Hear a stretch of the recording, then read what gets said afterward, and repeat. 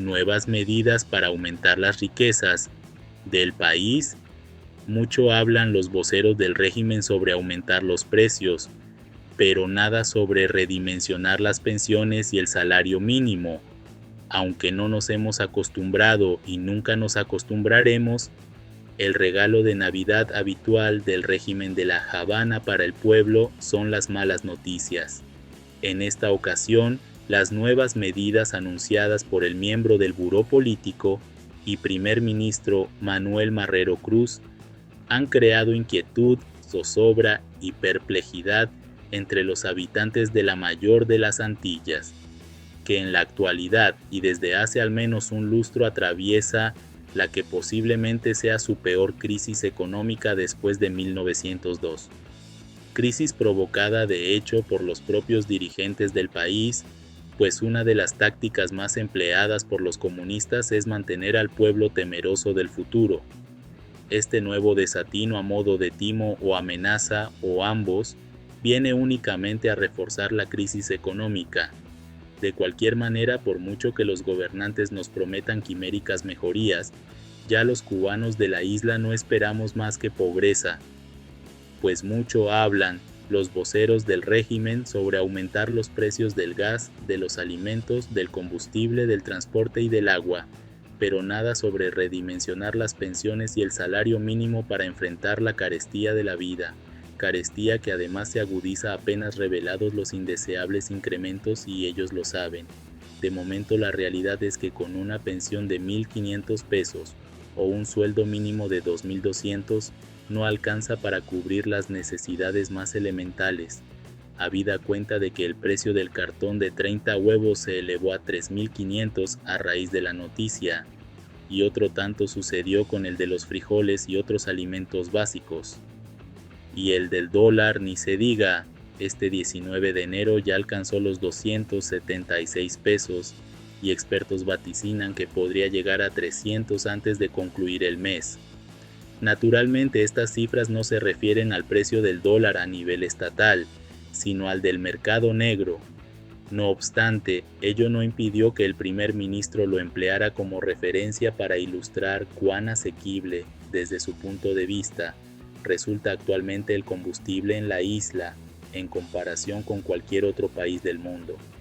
Claro que el ministro olvidó aclarar si en cualquier otro país del mundo alguien se ve obligado a malvivir con menos de $8 al mes, como sucede en la isla.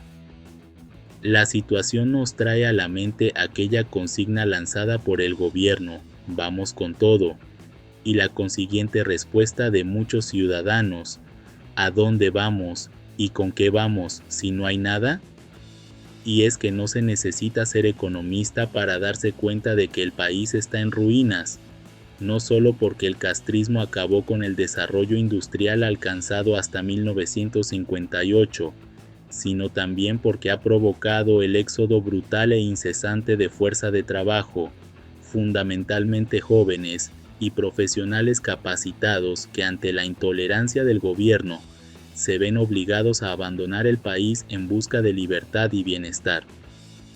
Algunos de los diputados que participaron en el segundo periodo ordinario de sesiones de la Asamblea Nacional del Poder Popular han declarado a la prensa oficial que el país precisa dólares y para conseguirlos es necesario dinamizar la economía. Y además lo afirman con un aplomo inconcebible, como si fuera cuestión de coser y cantar. Naturalmente, no es difícil deducir que han hecho sus cálculos, pues de acuerdo con el propio Marrero Cruz se impone recuperar los flujos de remesas e incentivar su captación.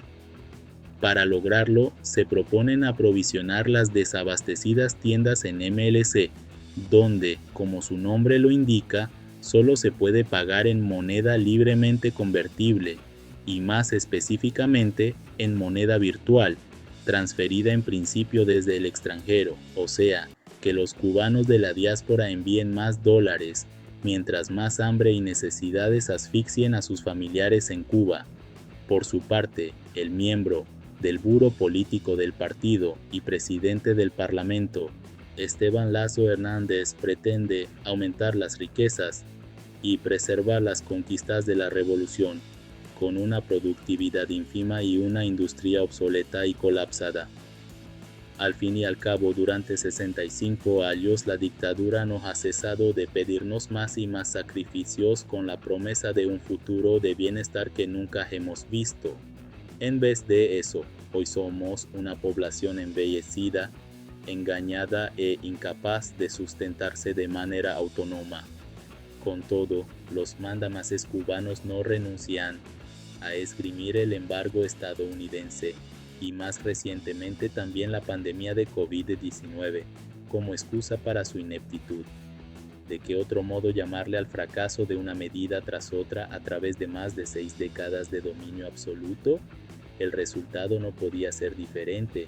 Han logrado llevar a nuestro país a la ruina y hundir al pueblo en la miseria, mientras la élite y sus familiares y acólitos, cada día más empoderados, rechonchos y rozagantes, disfrutan sin obstáculos de sus prósperos negocios, de su vasto patrimonio y del fruto de su latrocinio. Siguiendo con las noticias, Petro insiste en que Duque es responsable de que Cuba esté en la lista de países que ayudan al terrorismo. En su intervención ante las Naciones Unidas el 19 de septiembre de 2023, el presidente colombiano expresó su preocupación por la inclusión de Cuba en la lista de Estados Unidos de países que patrocinan el terrorismo, sugiriendo que esta decisión se tomó debido a la solicitud de su antecesor, Iván Duque. Esta no era la primera ocasión en la que Petro hacía referencia a que Cuba no debería estar allí. De hecho, había abogado por ese país diciendo que prestó su territorio para construir la paz de Colombia. En la mañana del 20 de enero, el presidente Petro volvió a salir en defensa de Cuba. En esta ocasión, Petro citó un artículo del medio La Voz de América, en el que se precisan las afirmaciones del mandatario ante la ONU. La conclusión ofrecida por el medio es que, si bien el gobierno de Duque influyó en esta clasificación, Estados Unidos la mantiene por otras razones que están en línea con sus disposiciones legales.